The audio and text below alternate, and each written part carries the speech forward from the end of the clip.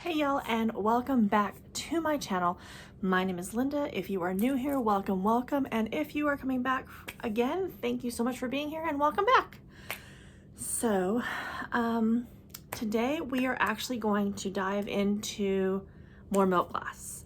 And in today's video, it's going to be about FENTON glass. So I'm pretty excited. I do have a couple of shelves worth, and in with my milk glass, and I'll show you how it looks in the cabinet, and then I'll bring pieces out so you can actually see them up close. But in my cabinet, I do have a couple of pieces that are actually anchor hawking, but they're so pretty, and they do kind of remind me of the opalescent glass that FENTON was making for perfume bottles at the end of World War II. So they kind of remind me of that, but they're actually anchor hawking, and they're still hobnail, so they're in my cabinet with all my anchor hawking. But as far as I can tell, and from all the research I have done, they are actually anchor hawking pieces and not FENTON pieces. But because FENTON did do a line of French opalescent in different colors, there's a lot of crossover. So if it actually is FENTON, awesome. It is not marked, of course, because at that point in time they would have still been using the stickers and not actually marking on the pieces. So yeah, so today we're going to talk about FENTON, and it's pretty exciting. I do have notes because nothing up top, and yeah, so that's what we're going to do. So let me go ahead and show you how it looks in the cabinet, and then we'll come back and we'll have a sit down and I'll show you all the pieces up close, so that way you can actually see them, because I think it's more fun that way. Okay, so I'll be right back. Okay, so up here on top are my FENTON pieces. Of course, the little added bits like the flowers are not. The bunny is also not, neither is the little figurine, but like the actual milk glass is what we're focusing on here. The actual milk glass is, I believe these are also FENTON, but those ones have been a lot harder to identify, but they're really little, so they're just kind of up here anyway. And hopefully my light isn't atrocious. Okay, this is this ginormous bowl, and I actually have like 2 of these big bowls. Yes, I have 2 of these. The other one is down on the other shelf, and then this is actually, let's see, I had a thing up there, but this is actually a planter, and again I'll show you these pieces up close. It's like a candle holder. You put like candles and like flowers and stuff, so kind of a planter, I guess. This vase is like stunning. It's supposed to be a FENTON piece, but there's some confliction there, so I'll explain that here in a second. And of course, my gorgeous FENTON swung glass vase, one of my pride and joys. I just got this piece in, I think I might have shown it in a video actually. This piece here. It's a fairy lamp, hand painted of course. One of my silver crest pieces, love these. One of my Violets in the Snow silver crest pieces. Another Violets in the Snow silver crest. This gorgeous little basket here. And then up top I have another FENTON piece. Okay. And then down here I have my, I don't even know how to say it. It's like a perne, I don't know. Basically it's like French for a flower thing. One of my kitties, of course. Now, of course, these items again are not FENTON, but I think they're super cute, and so they just kind of live in here. And also because I think it's kind of nice to break up all of the white sometimes. So there's that piece. Got a really good deal on it because it does have some damage, but it's in my collection and I really don't care if it's got a little bit of damage. Another silvercrest piece. That's actually kind of like a horn of plenty, a cornucopia kind of a vase. My gorgeous little panther shoe. Now these here, these 2 here and that plate there are the ones that's telling you are actually from anchor hawking, but they are hobnail And they kind of remind me of like the pieces you would have seen that they had made for like perfume bottles in the French opalescent. I think that's like my only goblet that's Fenton. And then I got a couple of hats. I actually have 3 hats. I have this one, and then I have these 2. My bonbon dish. This is actually off my bouquet. So my wedding bouquet is up there. And then of course one of them committed birch suicide, I guess. Candlestick holder, silver crest. Now I didn't realize I actually have 3 of those. I do have, I'll show you my butter dish also, but I actually use the butter dish on the regular, so it's in the kitchen. This gorgeous little basket that I love. And then of course, this giant bowl again. And so the paper is actually supposed to be there to kind of help keep them from like clanging together. So that's that in the cabinet. So you can kind of see, oh, you can see me too, but there you go. That's kind of how it looks when it's all in situ. So, all right, give me a second and I'll start pulling pieces and then we'll have a little sit down chat about them. Okay, so now I'm gonna show you some pieces kind of close up. Now I didn't pull everything out of my cabinet because that would just be kind of silly, but I kind of wanted to hit some highlights because I think that's kind of fun. And then also I'm going to refer to my notes because like I said, you know, it's like you learn about things, you take a nap, and then the next thing you know, poof, it's gone. But anyhow, so I wanted to kind of hit on the highlights, like the high points of the whole entire thing, kind of the timeline. So 1905, the Fenton brothers, John and Frank, they actually started Fenton Glass in what had been the old home for the Virginia Glass Company, and that was in Martins Ferry, Ohio. And so of course, like I said, 1905. And initially they painted glass blanks, which is basically unfinished pieces. So say for instance, they got this piece without any painting on it, and say it was for, I don't know, Ellie Smith or something. So they would bring those pieces in and their artists would paint the pieces. And so an unfinished or an unpainted piece that was meant to be painted was considered a glass blank, apparently. And so that's kind of how they got their start. And then when they realized they couldn't get the needed supplies, so I guess they weren't getting enough blanks in to cover expenses and such. It, you know, from what I could tell, it didn't really say, it just said that they, you know, they didn't get their necessary or needed supplies. Why, hello, Lupin. And anyway, so when they weren't able to do that, that's when they actually began to produce their own glass. And so in 1906, a year later, they relocated to Williamsburg, West Virginia, and that was just across the Ohio River. And that's where they built their own factory. And so it's kind of where basically Fenton Glass on its own, in its own factory began. And in 1907 is when they actually began their first official productions in that new factory. So that was their first official year of production. And then a year later, I don't know if there was a falling out or what happened, but John, he left the company and he actually started his own back in Ohio, in Millersburg, Ohio, and he actually, and the name of his company, aptly, was the Millersburg, Ohio Glass Company. So that happened in 1908. However, from the onset, Frank, who did remain in West Virginia with the actual Fenton Company, he was, from 1905 until 1920, he was a designer and decorator there. Okay, and apparently both he and the early pieces of Fenton were quite inspired or heavily influenced by companies like Tiffany and Stubing. And so you'll see in the earlier pieces, there was a lot of that kind of a nod to both of those companies. Now, the beautiful colors that you see in Fenton, which I don't really have, I have a couple of teal pieces up there.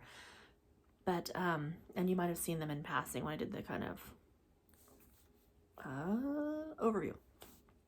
Those are actually thanks to a wonderful, quite well-known glass chemist, which I didn't even know that was a thing, but he was a glass chemist, and he literally invented the colors, or I guess founded, invented, I don't know. Anyway, he was the guy that came up with things like the chocolate color, as well as golden agate colors in glass. So very well-known glass chemist, and his name was Jacob Rosenthal. So thanks to him and his kind of magic with the alchemy of glass is how they came up with a lot of their beautiful colors, and that was thanks to him. And then, you know, a lot of us collect carnival glass as well. I really don't. I collect so many other things, oil lamps and milk glass being my main things, but, oh, and bunnies, oddly enough, and cats. I'm having a hard time remembering what I don't collect, actually, but carnival glass I don't collect. That's one thing I do know. However, you know, Indiana glass is really, like Tiara Indiana glass, is really famous for of course Tiara is part of Indiana glass, but I'm getting sidetracked. Anyway, carnival glass, going back to that, brain fart, is really well known. The beautiful, like, iridescent colors on it, it's very gorgeous. 1907 is actually when Fenton introduced carnival glass, and they actually had several colors that they did. And then of course they brought it back, I believe in the 70s, 80s, maybe the 80s, they brought it back again to kind of, you know, pick up some more interest. But yeah, 1907, they were kind of ahead of their time with that whole carnival glass thing. So a lot of glass companies did not survive the Great Depression and World War II. So yeah, so kind of a sad thing there, but Fenton was able to, and they actually did quite well because they basically pivoted, as we all have had to recently, as we all know, because of recent events. And so they pivoted and they made other things. They made mixing bowls, they made mixers, they made all kinds of other things out in their glass factory. And that kind of helped them to survive. And then at the end of World War II, 1938-ish, they actually began making perfume bottles for their Riesling company. And they made those perfume bottles in what they called French opalescent glass. And so like those pieces I showed you that were actually Inker-Hocking, I'm pretty sure they're Inker-Hocking. If I'm wrong, go ahead and try and correct me down below and then show me where you found it, because everything that I've looked up, it keeps coming back to Inker-Hocking. And I do know that Fenton did make some pieces. I just don't believe the ones I have were made by Fenton. I'm pretty sure those are Inker-Hocking, but they're so pretty and I really don't care. And I do have a lot of Inker-Hocking in my collection, as you can see over there. So anyhow, squirrel. Those pieces were absolutely gorgeous and they were quite popular, and it kind of pulled them into a hole and pulled them back into making decorative pieces again. And so yeah, so 1948, they came out with their Silvercrest. Okay, and Silvercrest was actually made, let's see, from 1943 on. And the piece I have here, which is marked, and they didn't start actually adding this mark here. They moved away from stickers to an actual marking until the 1970s. It was like 1970 when they started actually stamping their pieces. And I believe this one is actually from 1970 because underneath where the N is, I think it's the middle N from what I could tell, it'll have like an 8 for the 80s and 9 for the 90s and then a 0 for the 2000s. But yeah, that's when they came out with the Silvercrest. And of course they have this, the crest came in different colors.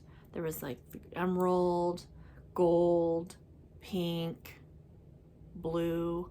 So yeah, so you can find these in different colors, but of course I collect this one. Okay, so that was Silvercrest. Now Violets in the Snow, like this, it was from 1969 to 1984. And this piece is not marked. So I'm gonna say it's probably in the night, this would have been made in like 69 because it's right before they transitioned to marking their pieces on the bottom. Okay, now their hobnail pattern, which they later called their bread and butter, and what everyone is, you know, they are most known for, they began making in 1952. So I have this basket here. And then, like I said, I have 2 of these. This would have been a 1970s piece, because there's no number, but it is marked. It does have a stamp on it. Let me see if I can get it close enough. This one might be big enough for you guys to actually see it. I know. Transition lenses, and do they work for me? No. Girl's still struggling to see. Okay, can you see it? Ooh, okay. So this one would have been like 1970s.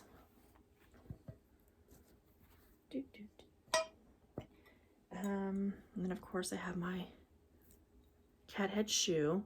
It's called a cat head shoe, but I swear he looks like a panther to me, and it could just be my own wishful thinking, but honestly he does look like a panther to me. Because I mean, look at that little face, he's so cute. I did mention I collect cats, right? Isn't he cute? This was a Christmas gift. Not marked. So this would have been pre-70s, of course. Isn't that cute though? Oops. I hate when I do that. Depth perception. Not really my thing. Okay, so where was I? Oh yeah. Opalescent glass. Got my notes. Okay, yeah, so I talked about the markings. Now, Fenton is, of course, most well known for their hobnail. I think everybody knows hobnail and they think Fenton. Which is why I think a lot of those Anchor Hocking pieces get listed as Fenton. I don't know. This is the Daisy and Buttons hat, top hat. It is not marked, so most likely pre-70s. But isn't that cute? I love this. And this is my biggest one. My biggest hat. And then this is that one piece I was telling you, and it has an actual name. If I can think of what the name is for this piece, I will put it on the screen somewhere. It'll probably be like right here, right there. That's usually where I put things because I don't know what else to do. This is actually for candles, and then you would put like your centerpiece in here, or you could put like another, like a pillar candle and like a bunch of candles around it, or you can use it and put like false flowers, fake flowers, faux flowers, plastic flower, whatever. You can put something in there. But I think it's really pretty if you're gonna put like, like a pillar candle and then like the chime candles around it or something. I think that'd be really cute. Or you can just use it as a planter. I don't, Bob's your uncle, Fanny's your aunt, however you want to do it. And this actually says patent pending on it. And it does not have the Fenton marking, so it would have had a sticker. And pretty sure this one is actually pre-70s also. But super cute, and I love this edge. Now, what I think is really cool about this, so little like sawtooth, little ruffly edge. If you look at the base of this, they're very similar, but obviously it's a smaller thing. And so I just thought this was like so darling. But yeah, see, you can see the resemblance. Okay, so this piece, again, I can't remember what it's called. Anyway, me, my brain, it's fun. Alrighty, and so there's that. Oh, and it's called the Poppy pattern. Isn't it pretty? Oh, I love this. And everything I've looked up comes back to Fenton, but then it also says Imperial Fenton or Fenton for Imperial. But I'm pretty sure it's Fenton because they have this, and Fenton produced this in many, many colors. So it's gorgeous. If it's not Fenton, it's okay. It lives on the top shelf anyway because I still think it's gorgeous. Okay, And then I'll show you a close-up of this beautiful sunglass vase that was actually a gift to me by a very good friend. Oh, and that poppy vase I showed you, I paid, well, I didn't pay, my husband paid, $4 I think it was at Goodwill. So yeah, keep looking in the wild, people. They are there. You just got to kind of search for them. And we're coming up on estate sale and garage sale season, so it'll be great. You can just go out there and find this. I was looking to see if this one had a number, sorry. But, you know, your girl's blind as a bat, so there's that. This one does not have a number, so this would be 1970s because it does have the actual stamp on it. And again, prior to 1970, they were still putting those little foil stickers on everything. And you know how those washed off, or people just picked them off because it was a sticker? Yeah. So, gorgeous. And look how tall it is. I love this thing. This was actually on my friend Terry's table, and I was like, ugh. And then she gifted it to me.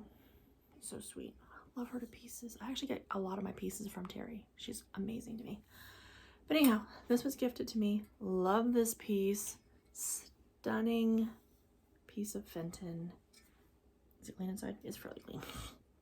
Some of my pieces I get them cleaned, or in some pieces I don't. It just kind of depends.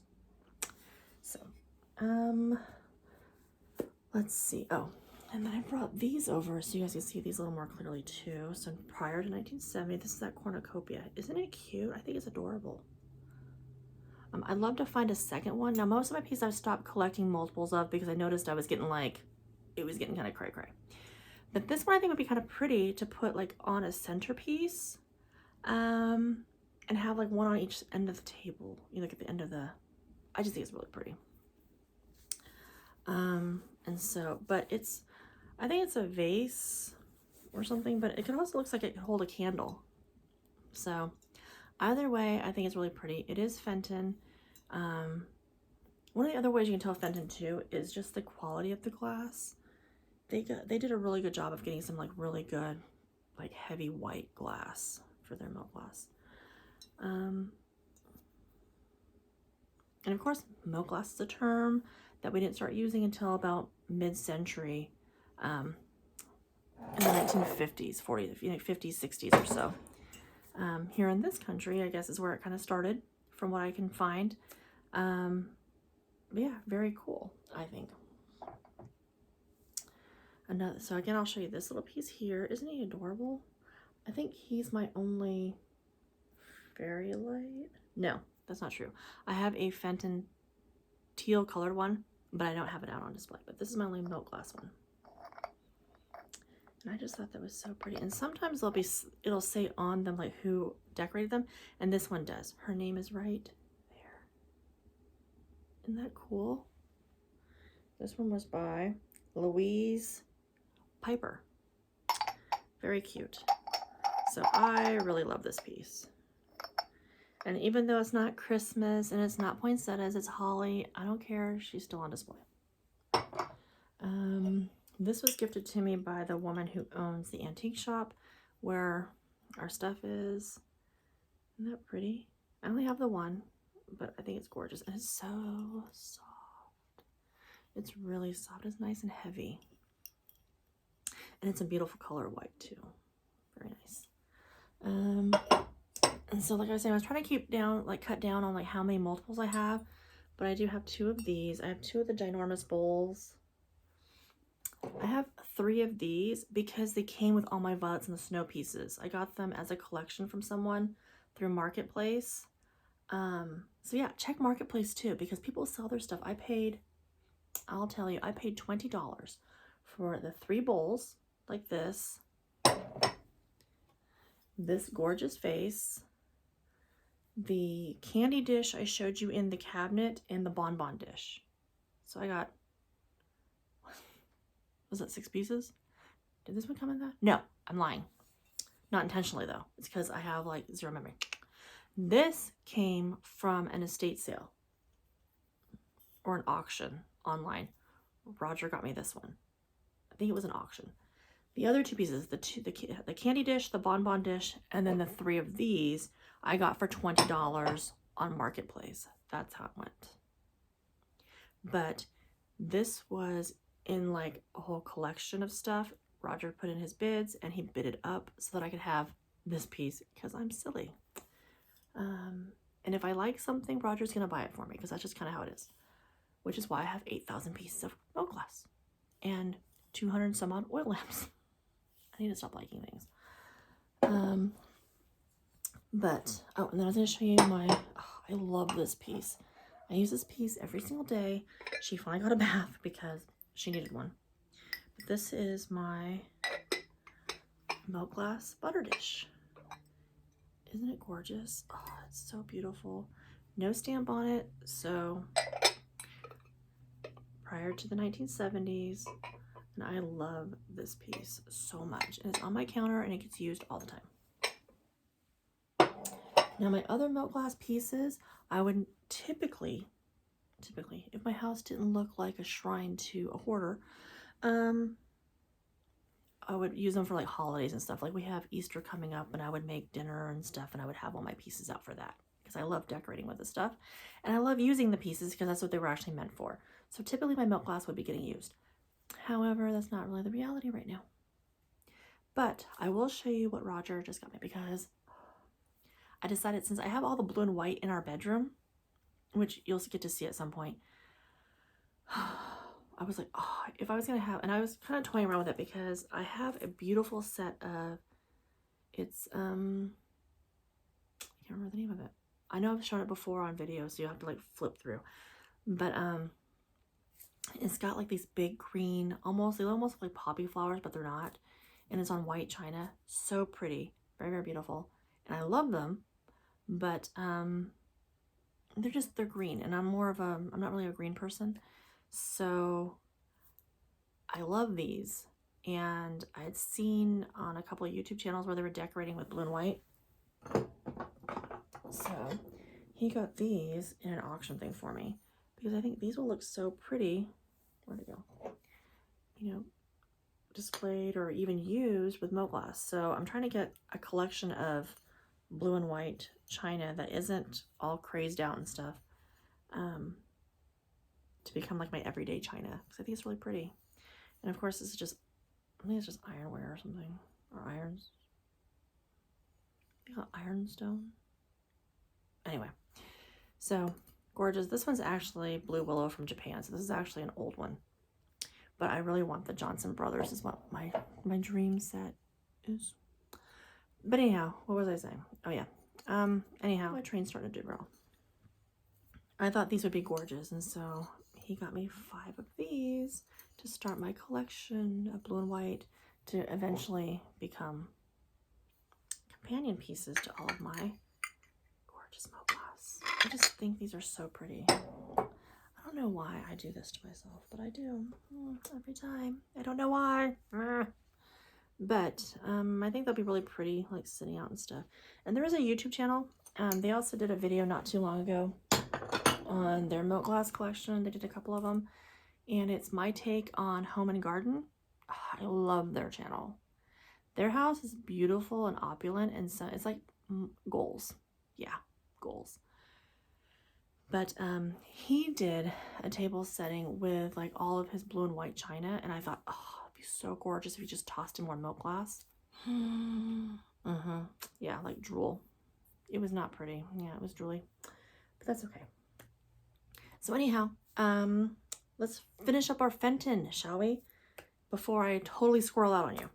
So in 2007, sadly, Fenton announced that they would be closing their actual production line of their beautiful glass pieces, and that created kind of a buying frenzy. So for a few more years, they kind of held on and continued to produce glass until about 2011.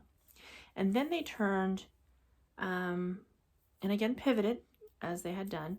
They pivoted to making jewelry pieces. And then in 2015, the John Barton Company actually bought up the jewelry production portion of it. And that was the end of Fenton Glass as we know it. And then in 2017, 2018, I guess the factory was supposed to be demolished. I don't know if it was demolished. I didn't look to see if that had happened or not. But I think it's really fascinating that they did make it to roughly 105, 106 years, and then that was kind of the end of Fenton Glass. So if you're a collector of Fenton or if you're a collector of milk glass and Fenton is your thing, definitely look and see on the bottom of your pieces and see if, you know, there is a number on the bottom, because that will tell you when it was made. Anything without the little stamp on the bottom is prior to 1970. Anything with the stamp is after 1970. If there's no number, then you know it was made in the 70s. It's kind of simple. And then of course anything prior to 1970 would have had a sticker, the little foil sticker.